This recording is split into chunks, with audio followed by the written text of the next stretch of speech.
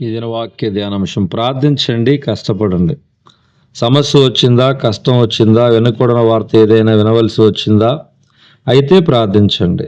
దేవుని వాక్యం సెలవిస్తుంది, దేనిని గూర్చి చింతపడకూడదు కానీ ప్రతి విషయంలోనూ ప్రార్థన విజ్ఞాపముల చేత కృతజ్ఞతాపూర్వకముగా మీ విన్నపములను దేవునికి తెలియచేయుడి. ఫిలిప్పీ పత్రిక 4:6.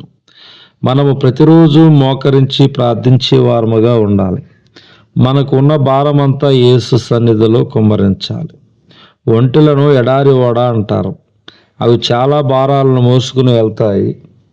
అవి భారములు మోసుకుని వెళ్తున్నప్పుడు కొంచెం దూరం ప్రయాణం చేసిన తర్వాత ఇక భారము మోయలేని సమయం వచ్చినప్పుడు ఇక నా వల్ల కాదు, ఇక నేను అడుగు తీసి అడుగు వేయలేను, ఇక ఈ భారాన్ని సహించలేనని అనుకుంటున్నప్పుడు వెంటనే మోకాళ్ళ మీద పడుతుంది. అలా యజమానికి సంకేతం ఇస్తుంది. వెంటనే యజమాని వచ్చి గబగబా ఒంటె మీద ఉన్న భారాన్ని దించేస్తాడు. యజమానికి తెలుసు, తను ప్రేమించే ఒంటె భారము భరించలేదని, దానికి విశ్రాంతి కావాలని. డబ్బులు పెట్టి కొనుక్కున్న ఒంటె పట్ల యజమానికి ఇంత బాధ్యత ఉంటే, నిన్ను నన్ను మన ప్రభువు తన రక్తం ఇచ్చి తన ప్రాణాన్ని ధారపోసి క్రైదనముగా కొనుక్కున్నాడు. కావున తాను మన పట్ల ఇంకెంత బాధ్యత చూపిస్తాడో ఒకసారి ఆలోచించండి. ఆయన మన భారమును భరించగలడు, మన భారమును తొలగించగలడు. కానీ ఎప్పుడూ తెలుసా, మనం మోకరించి ప్రార్థన చేస్తున్నప్పుడు.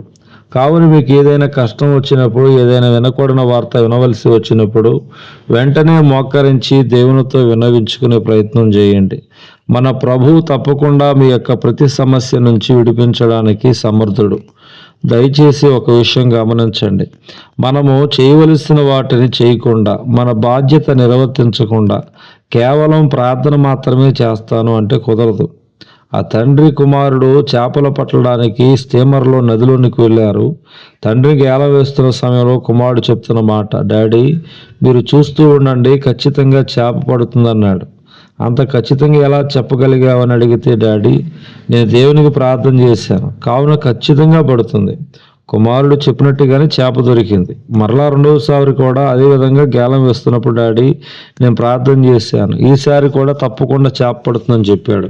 చెప్పినట్టుగానే రెండవసారి కూడా చేప దొరికింది. మూడవసారి చేప దొరుకుతుందా అని తండ్రి తన కుమారుని అడగగా, డాడీ ఈసారి నేను ప్రార్థన చేయలేదు, చేప దొరకదు అని బదులిచ్చాడు. ఎందుకు ప్రార్థన చేయలేదని తండ్రి అడిగితే, డాడీ మీరు ఎందుకని గేలానికి ఎలపెట్టలేదు అని కుమారుడు ప్రశ్నించాను.